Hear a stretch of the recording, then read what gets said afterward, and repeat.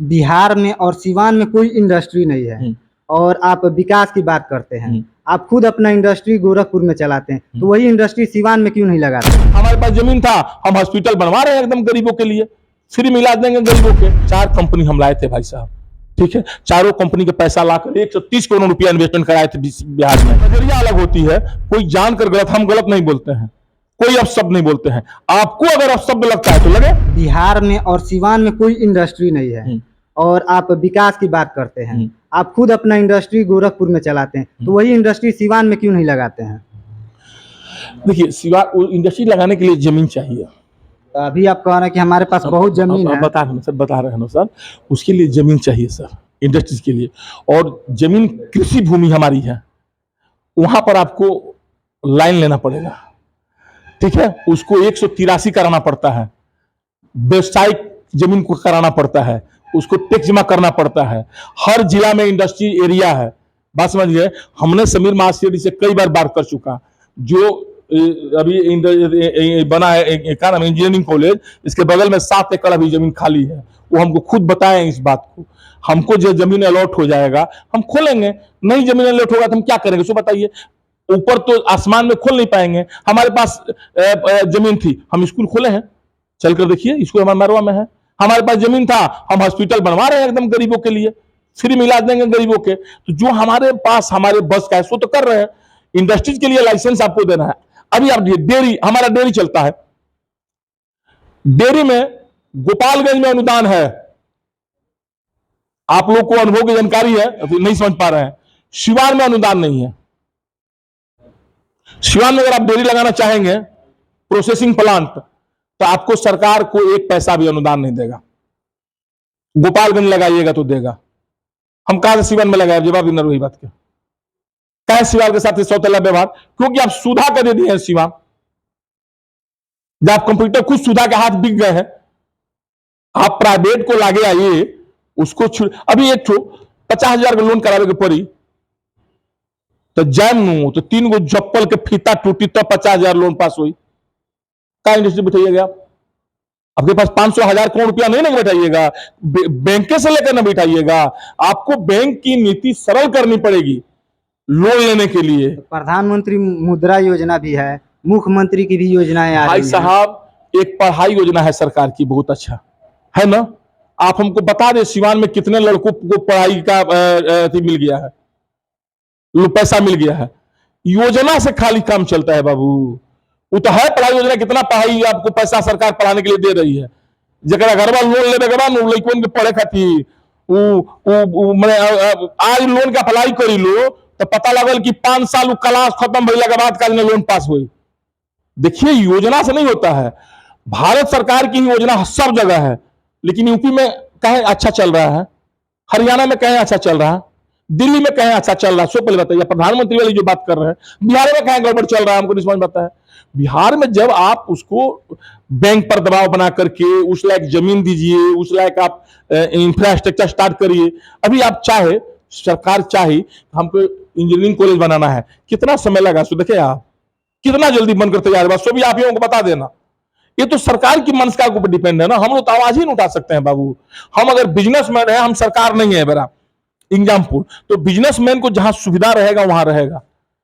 अच्छी बताइए, रुपया दुकानी पे जाए 4 रुपया बेचे तनी, हम दे रहे रुपया 5 रुपया किलो, यहाँ के टाइम के हम 3 रुपया किलो ले, रुपया देव कहीं करेगा 3 रुपया किलो भैया कैमरा हमारे क्या बताई।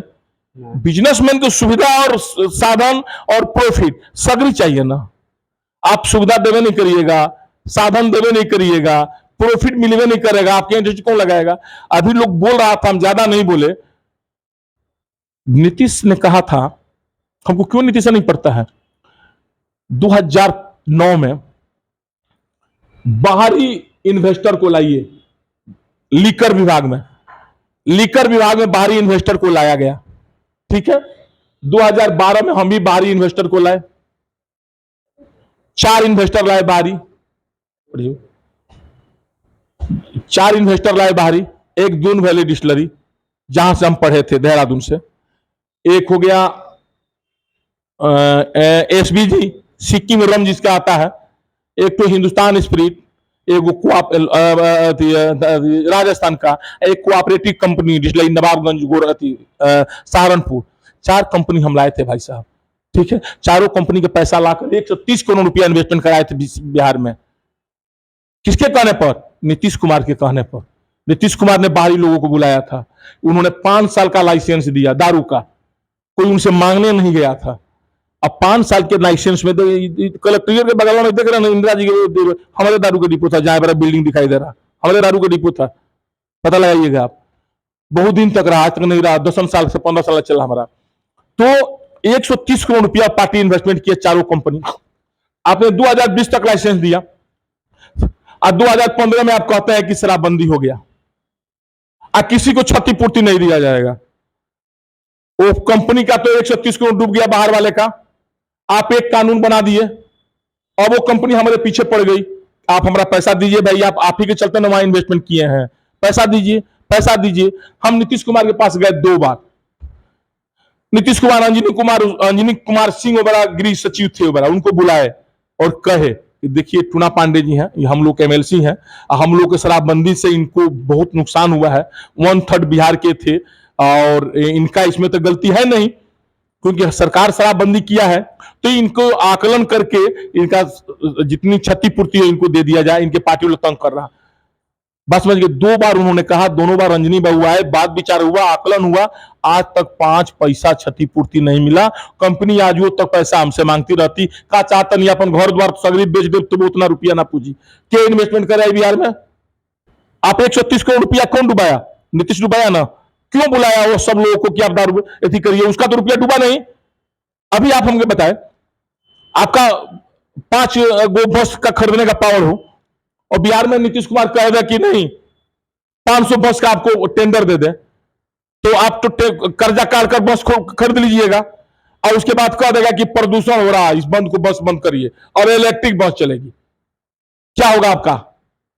आप दोबारा फिर उसका बात मानिएगा नीतीश का? फिर एक बार जो बिलारी पिए काट देती है, बताए ना मन से मुंह जला पर माथा लो फूक के पियला।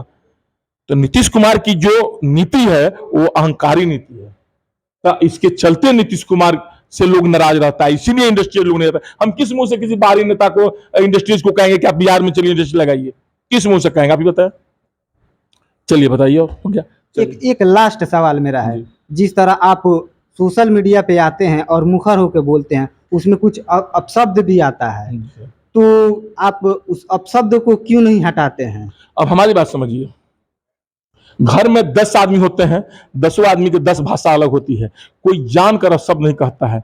किसी शब्द को 81 को हम 18 पढ़ो, 18 के आप 81 पढ़िएगा, और बताइए 81 के हम 18 पढ़ो, 6 के हम 9 पढ़ो और 9 के आप 6 पढ़िएगा। आप उधर से देख रहे हैं, हम इधर से देख रहे हैं, गिलास में पानी भरा हुआ है, आपको कहिएगा आधा भरल बा आधा खाली, हम कहें कि आधा खाली बा।